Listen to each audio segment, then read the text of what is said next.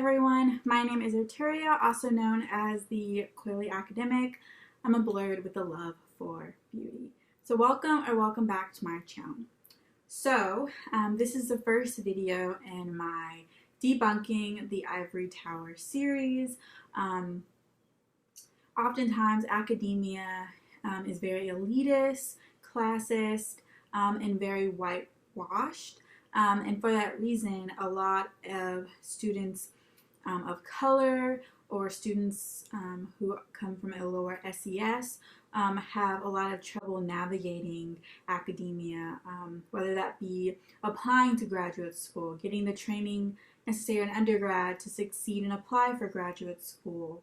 And then once we're in these spaces, once we're in grad school, we find that we're in a totally different world where there's a lot of processes and words involved that we might not understand. You might not understand what's necessary to succeed compared to our peers.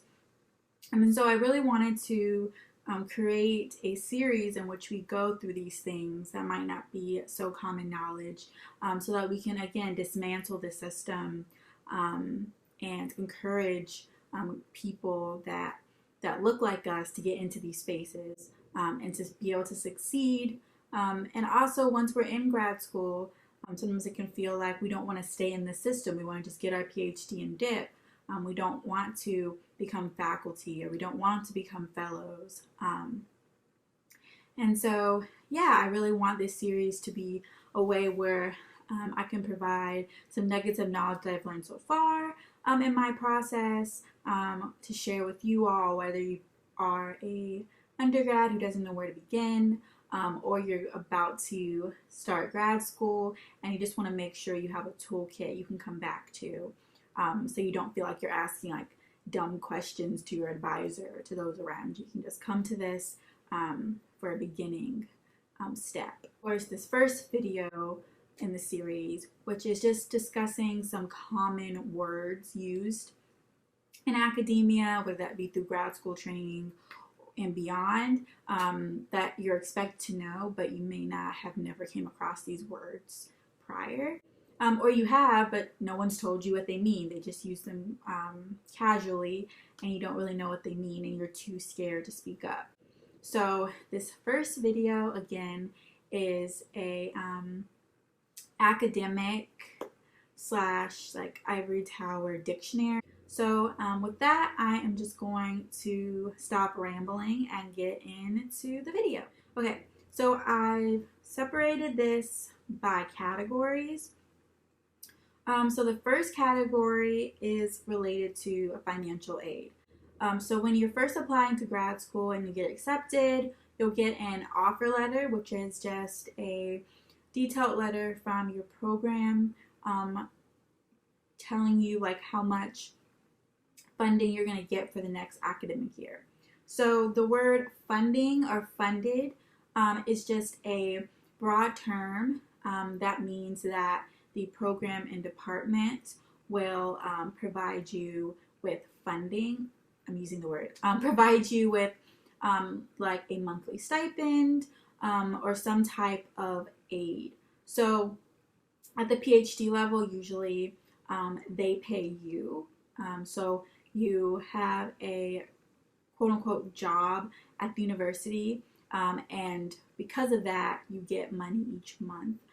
It's not a lot of money, but it's enough to sustain you, in which if you decide you don't want to do loans or anything, you should be okay. So for example, before I got an SFGRFP, I was getting an assistantship through the department, so I was making about $19,000 to $20,000 a year. That's divvied up by month, so you're getting about $2,000 a month, depending on what type of living situation you have, apartment, cost of living, and your cost of living. It should be doable. The stipend usually also, the money that you get also usually reflects the area that you're in and the cost of living. So in this college town that I'm in now, the cost of living is not too bad. So for my 1-bedroom apartment, it's about $600. So I was making about $2,000 a month. So I was able to sustain myself off of that. But again, in that offer letter, it's going to detail how much money you'll be making and how many hours a week you're expected to work. So under funding, there's different words to describe how you're being paid. So stipend just means how much money you're going to be paid a month. So when you're on stipend, usually you get paid at the end of the month, each month. So again, using that example from prior semesters, my monthly stipend was about $2,000 per month. You also want to see like for how many months. If they're on an academic schedule, that offer letter will be for usually about 10 months. So you'll be making, again, like $19,000 in my example a year, but that's divvied up by 10 months. And then you'll have to figure out how you're going to be paid over the summer. Oftentimes summer isn't guaranteed because there's less classes, and so they need less like help. So definitely look out for monthly stipend and how many months that stipend is guaranteed for. Okay, so with that, again, you're getting information about in that offer letter about whether you're going to be funded, how much your stipend is going to be, and also you want to look out for the position that you're filling. So there are multiple ones. So a teaching assistantship or TA-ship means that you will be assisting a professor in teaching a course. So usually your first 2 years of grad school, that just means you're going to be grading. Maybe you're helping facilitate a lab section of the course, like a breakout session. But you're really responsible for helping the professor in grading assignments, as well as attending office hours to help them with study prep, and also being there during exam times to help proctor and make sure people aren't cheating. Okay, so RA-ship or research assistantship means that you will be getting paid for research responsibilities. So you will not be obligated to be a TA at all. You'll be expected to work in a lab.